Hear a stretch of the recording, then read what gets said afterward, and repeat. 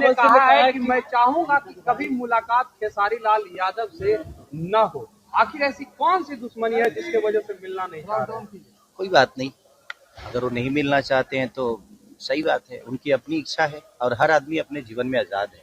क्या वो किसी से मिले या ना मिले ये उसका अपना विषय है और हमेशा से मैं सबको सम्मान ही देता हूँ। ये उनकी अपनी निजी राय होगी, ना उनके मिलने से मेरा घर चलता है और ना मेरे मिलने से उनका घर चलता है। हम दोनों मेहनत करते हैं तो ही बड़े होते हैं या लोगों के दिल में हमारी जो छवि बनी है बेहतर काम करने की वजह से, बेहतर कलाकारी करने की वजह से, बेहतर गाना गाने की वजह से या सिनेमा या मूवी जो भी हो, हमें कलाकार के तौर पे मुझे लगता है कि ये चीजें होती रहती है, इस पे ज्यादा बहस करने की जरूरत नहीं। देखिए, मेरी जरूरत में कभी नहीं रहे वो, मैं उनके लिए हमेशा खड़ा रहा।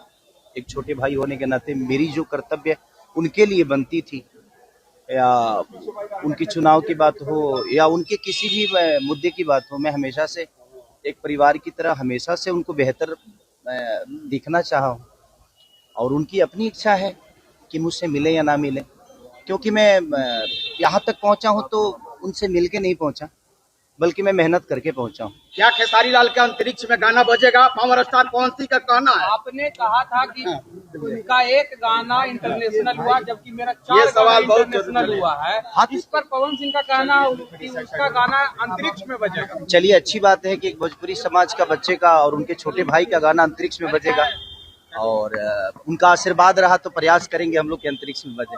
बिल्कुल। अंकुश राजा के कल जा